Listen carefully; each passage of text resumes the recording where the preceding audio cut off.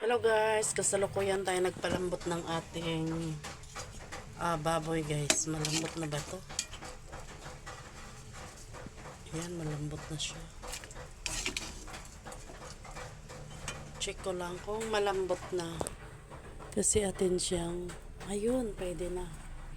So magluluto tayo ng ating ulam ngayon kasi baboy yan siya, buto-buto. Sa bandang ano to siya guys, sa bandang tuhod kay malambot. Ayan. So, hindi ko alam kung humba ba yan, basta bahala na si Batman.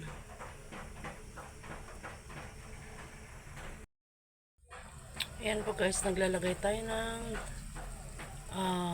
banana flour para lumambot. Ayan. Walaan nyo kung anong luto ito. Kasi, wala ka pa nagluto nito. Diba? Natos na siya. Masarap kasi pag natos mo yung ricados niya.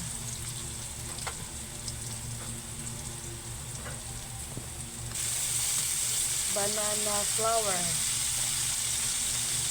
Kasi pag ilaga ko, wala na lang. Pero ito, naluto, gusto nila yan. Paksi na pata yata ito, tawag dito.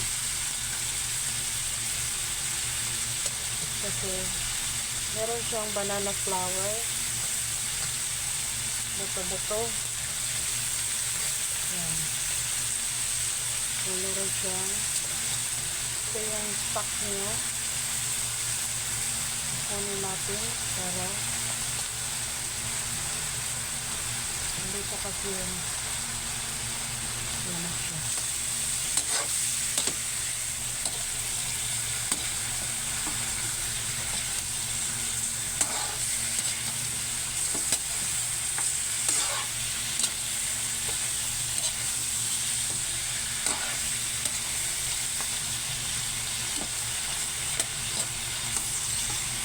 Malambot siya.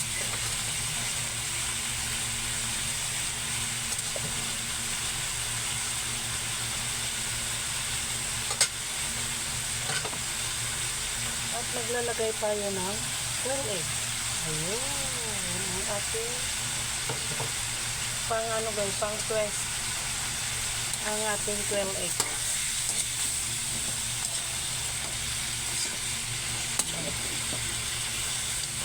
So, gusto nila yan. At maglagay tayo na lagyan natin ng konting stock para hindi yan po ang magdadala ng sarap dyan. Ang ating ice spices. Hindi ko alam anong lasa nito pagkatapos nito. Diba? Ganito lang si ate nang magluto guys. Always imagination. Pag nag-i-imagine ako ng food na gustong kainin ng mga anak ko, ayun, yung bang naiisip ko na kailangan yung niluluto ko ngayon ay kakainin nila at nasasarapan sila.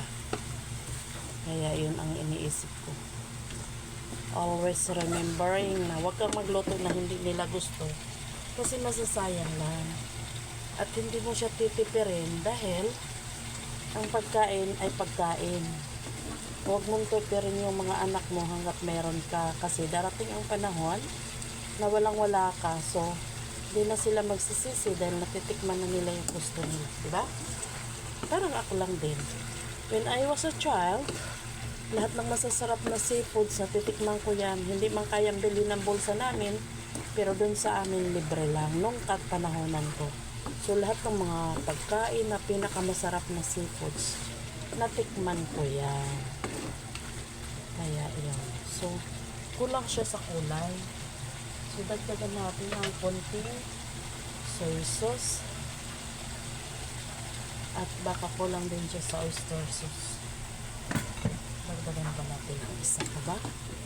Para siya manamis-namis at napakasarap na pata. Pata na to siya guys. Lecho ay paksiw pala. Paksiw na pata ang tawag.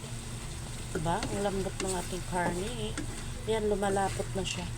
Tsaka sana hindi siya maalat. Ay, masarap. Yan, sabi na masarap. Okay na pala siya. So, kulo lang ng konti. So, yan po ang ating pinakamasarap na paksiw na pata with quail eggs ang twist natin dyan.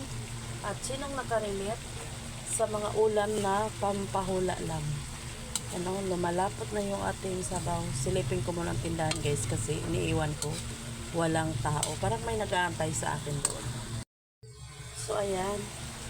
Tiyak ito'y magugustuhan ng dalawa ko.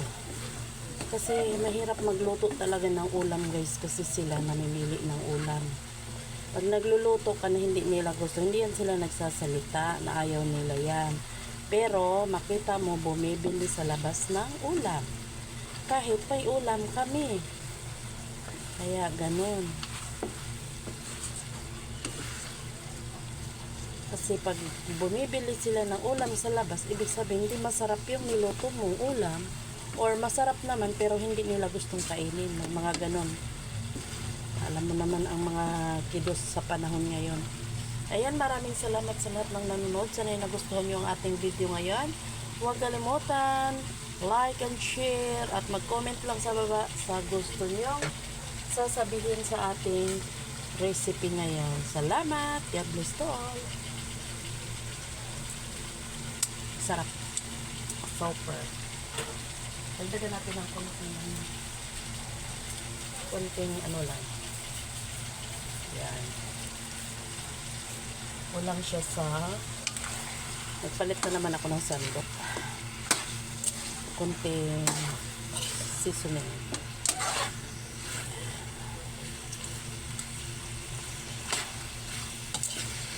Tuyo na siya. Malapot na siya. Diba? Nagkukulo na. Wala na yung sauce. So, magdagdag tayo ng karampot na sauce kayo. Hanapin niya nila yung sauce. Ito naman ay, ito yung pinaglagaan ko.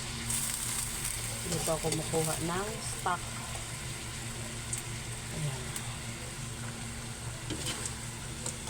Para mas masarap at malinamnam.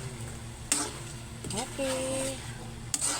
Okay, Doc. May pang-lunch na. Yung anak ko kasi mag-out is 1 o'clock. Kaya, alas 2 andito na siya. Kaya, gutom na gutom yun. Galing sa work. Yung lalaki ko naman is mamayang gabi pa yun ang uwi.